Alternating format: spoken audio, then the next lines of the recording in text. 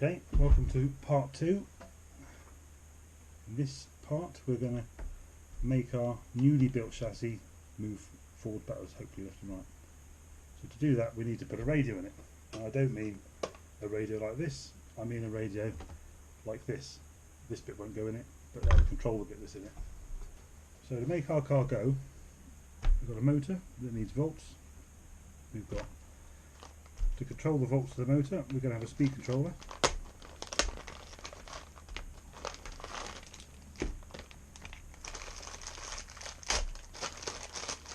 Probably run like this beforehand.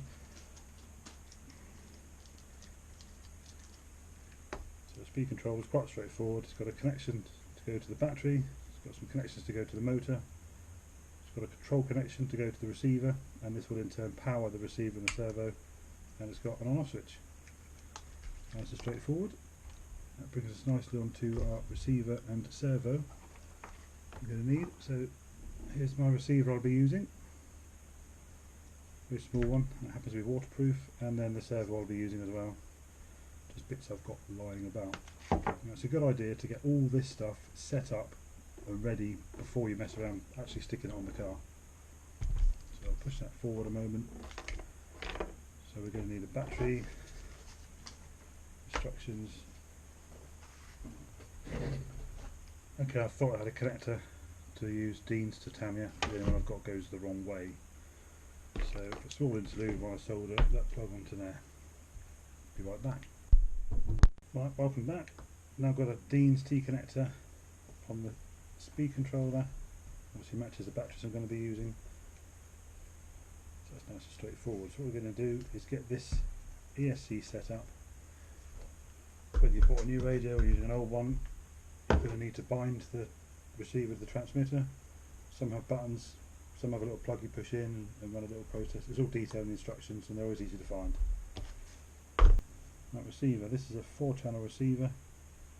There's a bind button, it's already bound to this transmitter on position 1, and that's now on position 1. So I'm going to plug my servo into channel 1. Channel 1 is our steering.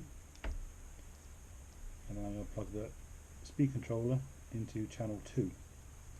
My speed controller. With all this kit, I'm going to turn my transmitter on first. Always transmitter on first. I plug this in. Probably read the instructions. If we turn this on.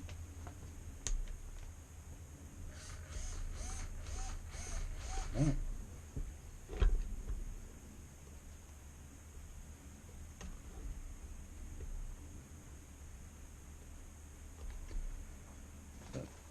So that's now the speed controller calibrated to my throttle position. Just to make a point. Put that there, plug in the yellow and the blue.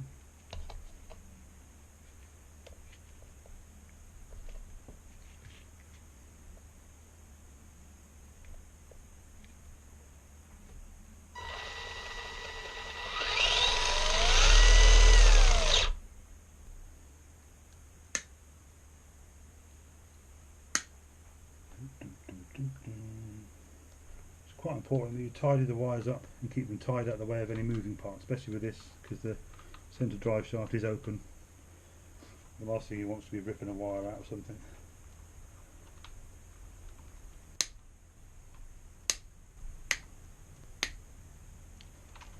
There we have it, one finished TT-02 chassis, which must mean I'm just going to have to make sure it works.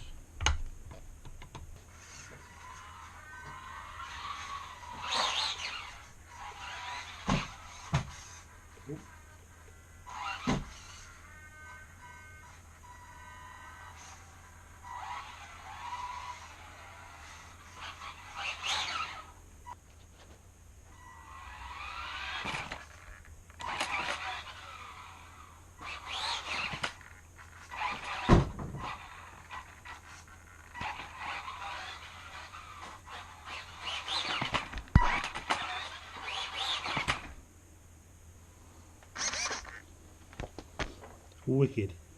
So now we know the car works. The next job is to sort this out. So that'll be in the next video. Stay tuned.